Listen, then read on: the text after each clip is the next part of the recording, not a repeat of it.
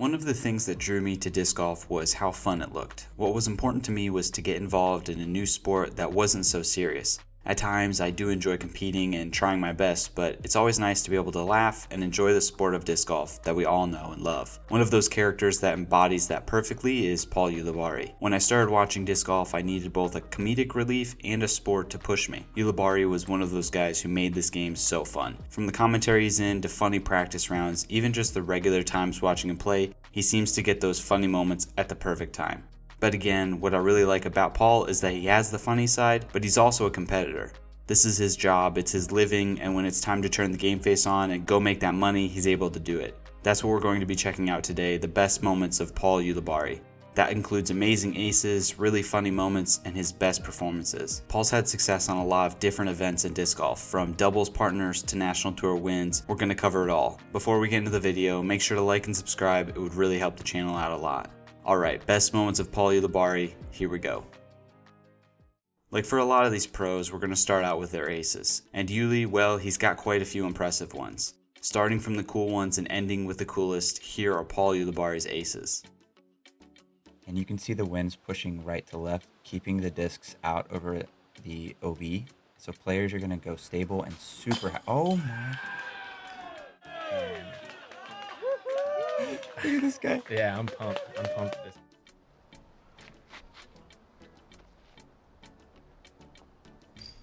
Let's go. Woo! Knew I had to put something together and threw it in one shot. That's pretty good. Yeah, I'm happy with it. Yeah, chances are they're pretty high.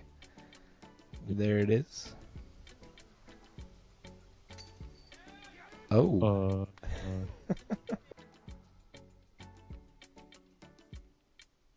Look at his eyes going high with that. Yeah.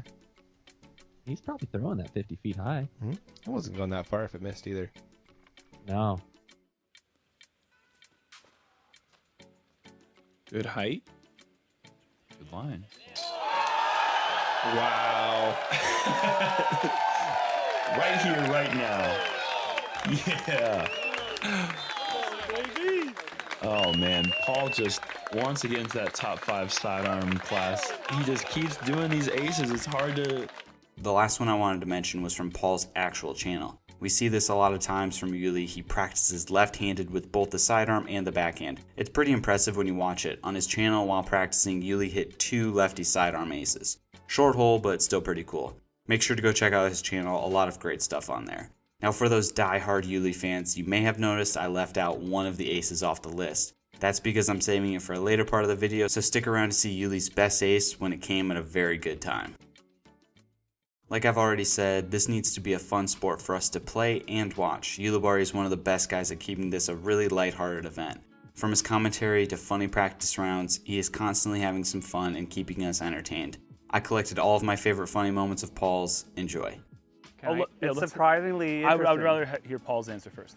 Because when you release it, hi, sir. Hi, sir. Hi, sir. That's actually way better than the actual explanation. Oh, dang it. Do I get aggressive or do I just lay it up? What do you think? Oh, you gotta get aggressive. All right, that's why you're here, Durham.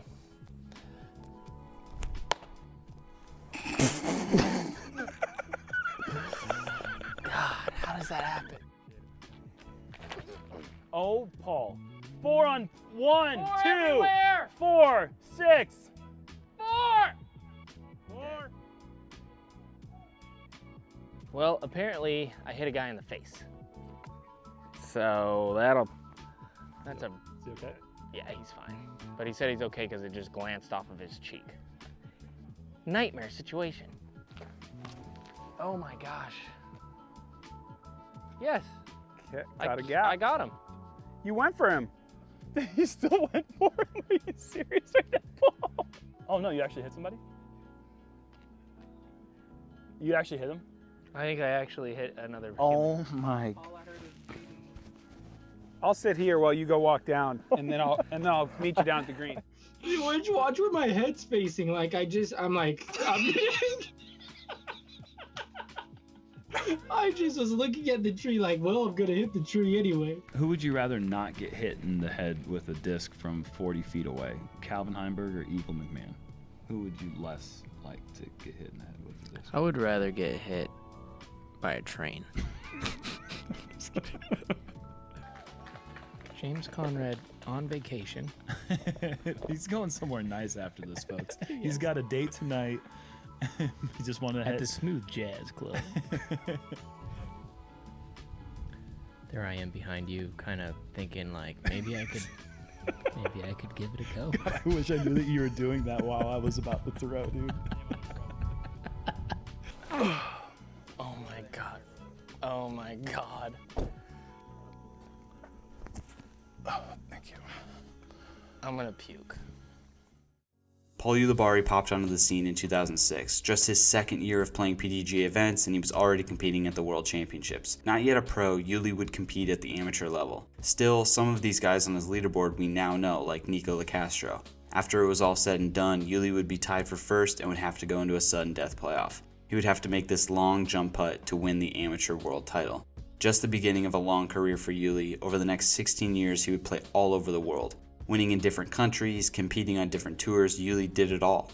He was there for the national tour, he was there for the start of the pro tour, all the majors we know and love, Uli competed at them all. Over the course of his career, Uli would capture 106 wins. A lot of these coming from C tiers and B tiers, but Uli did get his fair share of A tier wins. He came close at a lot of events, trying to get those big wins. His best tournament would be the Brett Hambrick Memorial Open, winning it when it was just an A tier, but that's not the one we're going to look at. Over the years, Uli fought so hard to try and get those big time wins. A lot of top 10s at big events, he never had that dominant win that he needed. Well, he got it in 2011 when he won by 9 shots, being the best of the time like David Feldberg, Barry Schultz, and Nate Doss. These guys won so many events, so for Uli to dominate and capture a national tour title was huge. Uli's career isn't finished, but at this point he stands at 7th in the all-time career earnings from the PDGA. A big impact for sure. He may not have won a lot of big events, but he sure did make them that if you wanted to win one, you're gonna have to beat him.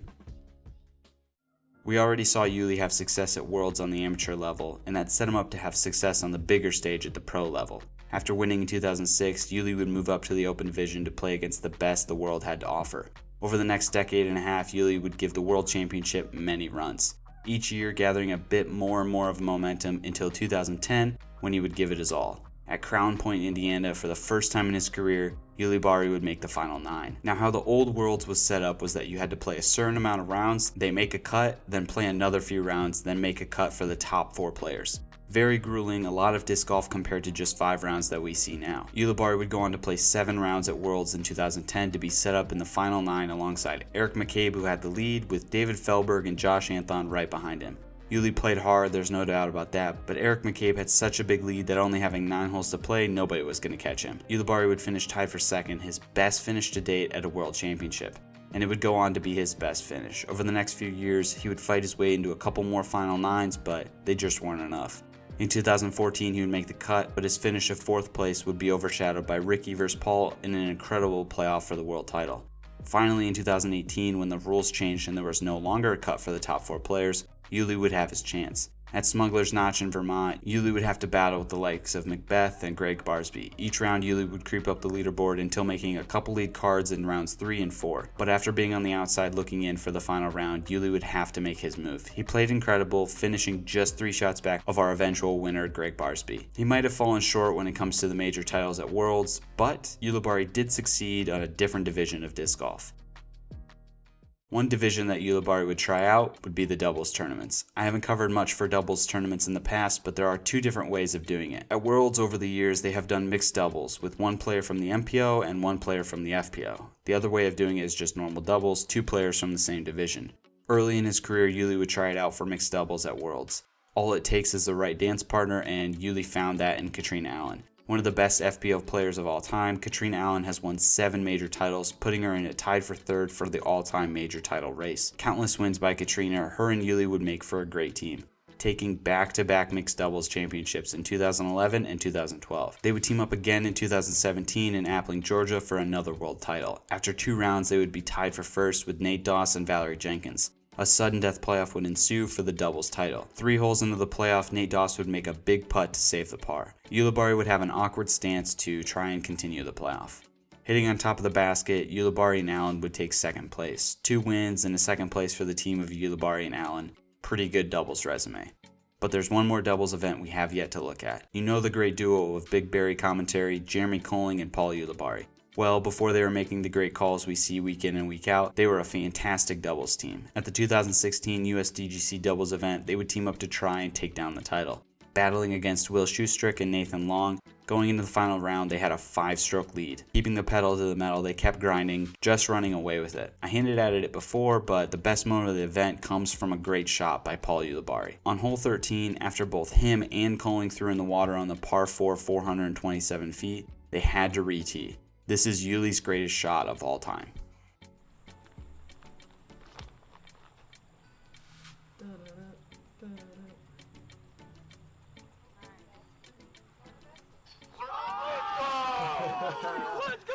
The green flag. They would finish the tournament on top, winning by 6 shots and forever remembered by one of the best shots and an amazing doubles win. Thanks for watching, guys. As always, much appreciated. Check out the channel, plenty of other videos just like this one you guys might like. Alright, we'll see you next time. Cheers.